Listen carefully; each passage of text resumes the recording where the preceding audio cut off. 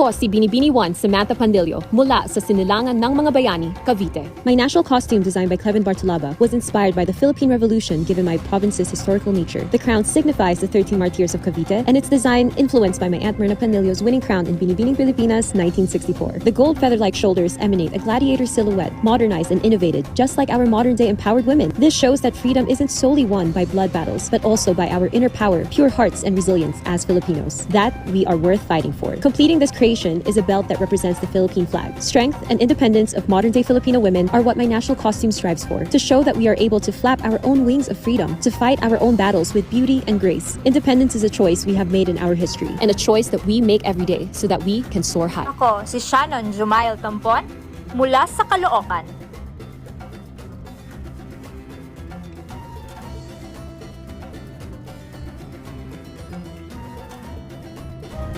Ang kasuotan ay lumalarawan sa tanyag na monumento, ang pangunahing palatandaan ng lungsod ng Caloocan, simbolo ng mga pangyayari, katapangan at kagitingan ng mga Pilipino.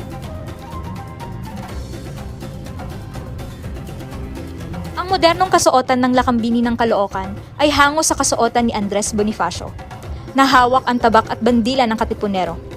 Ito'y sumisimbolo sa mga makabagong kababaihan, lumalaban at patuloy na itinataguyod ang karapatan ng bawat kababaihan at ng mga inaapi sa lipunan. Isang adhikain na mula noon hanggang ngayon ay patuloy na isinusulong upang manatili ang pagkakapantay-pantay ng karapatan ng bawat mamamayang Pilipino.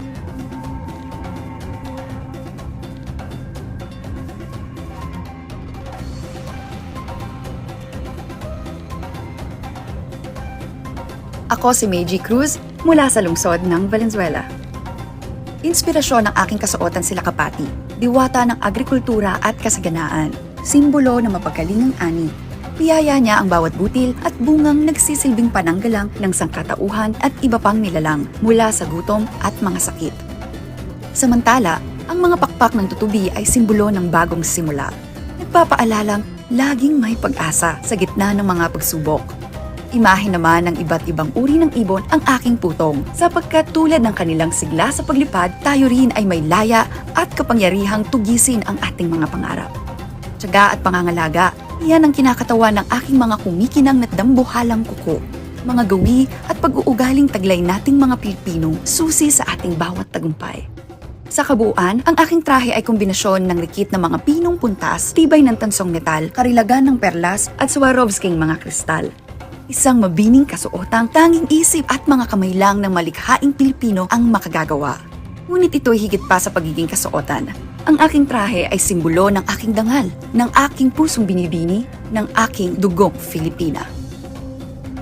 Ako si Binibini 10, Maureen Monteng, galing sa Padre Garcia, Batangas.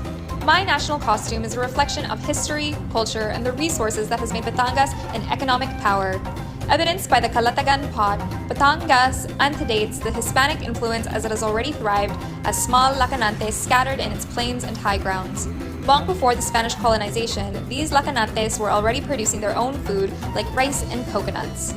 This costume strives to incorporate these historical and cultural dimensions into a stunning masterpiece, a fashion statement that tells the past, present, and future of the beautiful province. Batangas stands resilient, having experienced both volcanic eruption and the pandemic. This is a reminder of the hero in each and every Batangueño, rising despite all adversity. Ako si Cinderella Feo Banyera, galing sa lungsod ng ginintuang pagkakaibigan at pintuang daan ng Hilagang Mindanao, Cagayan de Oro, Misamis Oriental.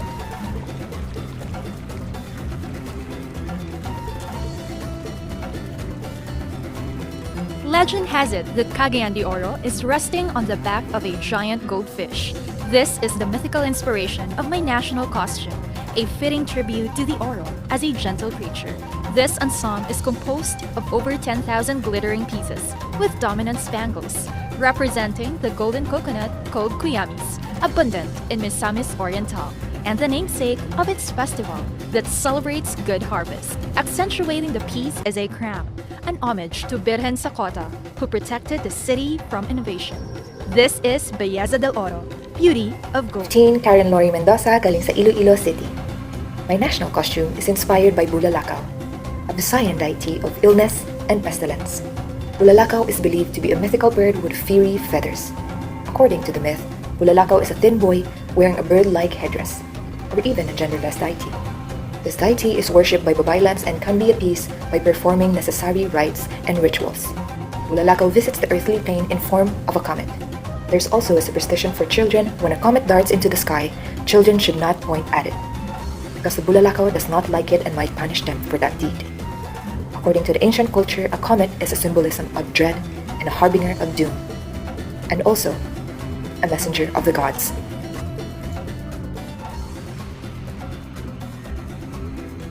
Together with my team, we wanted to highlight the natural riches from the sea, one of the main sources of income by the people in my province. The ocean is an important part of La Union, as we're known to be the surfing capital of the North. I hope that when you remember this piece of me and this piece of La Union, you are reminded of a sea goddess watching the ever-changing and ever-growing prosperous province of La Union.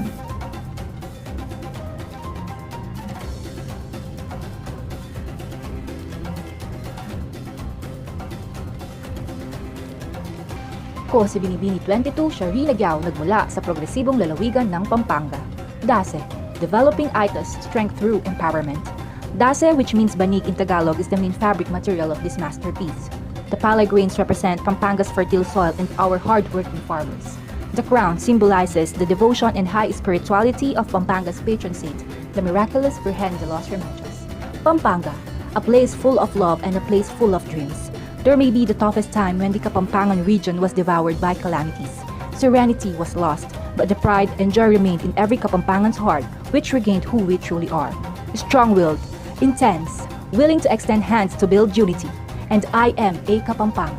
Pag maragul ko, Kapampangan ko.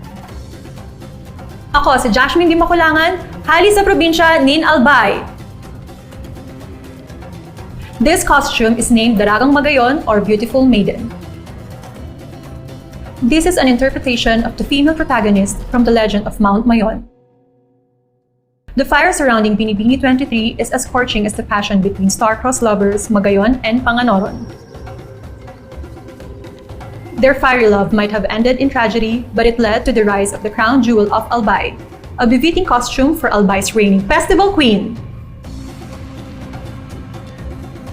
La Luz de la Paz.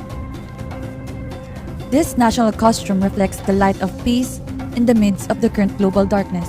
This light of peace is represented by a traditional Christmas symbol in Angeles City, the distinct parul Angeles, which forms the base of the costume. Characterized by its simplicity yet intricacy in design, this local lantern traces its origin in the century-old tradition of Lubena's Ning Pasko, the culmination of a 9-day prayer vigil leading to the Christmas day. This is the same symbolic light that guided the local farmers in attending the Mass at dawn before proceeding to their field works. This tradition extended to the present generation as Simbang Gabi. One symbolic intention of this lantern procession, the fish, which represents prosperity, is depicted by the lame fabric details that resemble the fish scales. This masterpiece aspires to bring hope and prosperity as the world anticipates for the most wonderful time of the year, the Christmas season. Yako po i Maria Francesca Taruk, menibatan kang syudad ng Angeles, Pampanga.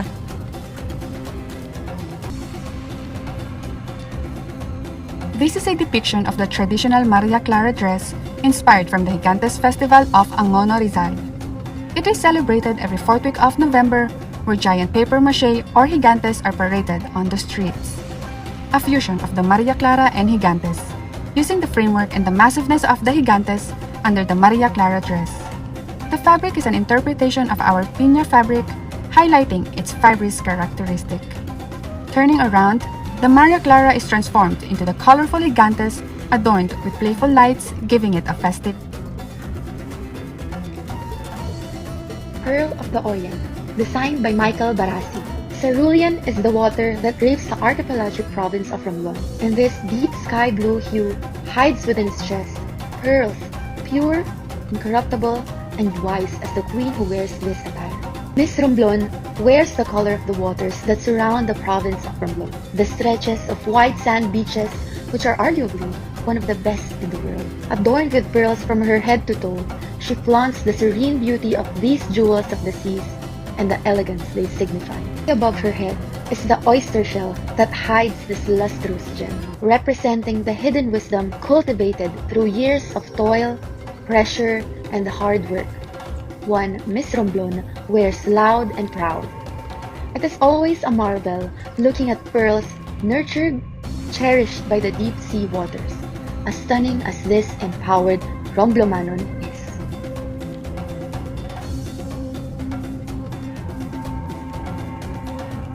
Binibini 29, Alexandra Faith Garcia, lungsod ng Olongapo, lalawigan ng Zambales.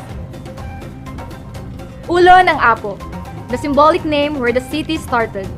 The Dove Warrior is a costume inspired by the piece engraved by Apo in Olongapo, who was beheaded by treacherous tribe members. In the hand is the Ulo ng Apo, which empowers the maiden to call for peace in everyone. The ideology of the headpiece worn came from the Dove Monument found in Olongapo City. A rallying cry is shown by the Dove Warrior, an excruciating shout for justice and fairness to all. The Dove Warrior calls for every modern Filipina to be the symbol of peace, like Apo. National costume is called Mary Love. This was made to pay tribute to our Mother Mary, who has been our rock amidst the recent Taal volcano eruption. We chose to wear something that will signify the strength and hope of all Batangueños, especially people of Agoncillo who were greatly affected by the recent catastrophe. I carry with me the Holy Rosary, same with what most of the families have carried during the afternoon of January 12, 2020. It was our weapon, our shield, and our rock. In my head is a tiara that signifies unity among all Filipinos who helped us during our unforgettable nightmare. Its silver linings and crystal is a reminder for us to be grateful for everything that we've received. The trailing cape with thousands of Swarovski crystals represent thousands of Batangueños who is with me as I walk with this dress. Each step I take is a step closer in resurrecting our faith that one day soon, we will be triumphant once more. We also chose the color red as a manifestation of the burning desire of all Batangueños to rise from the ashes.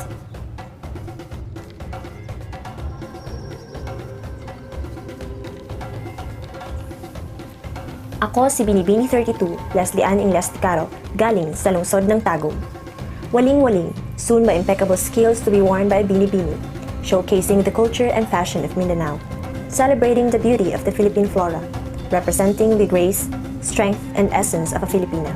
This couture creation is proudly made by Mindanaoan couturier and beadmaster MJoseph Campo to exemplify that the Filipina beauty is more than what meets the eye. Filipina beauty has become transformative, that it has broken stereotypes and beauty standards, and that Filipina beauty mirrors culture, experience, substance, authenticity, and life. A binibini is a waling-waling, highly coveted, majestic, and one of a kind.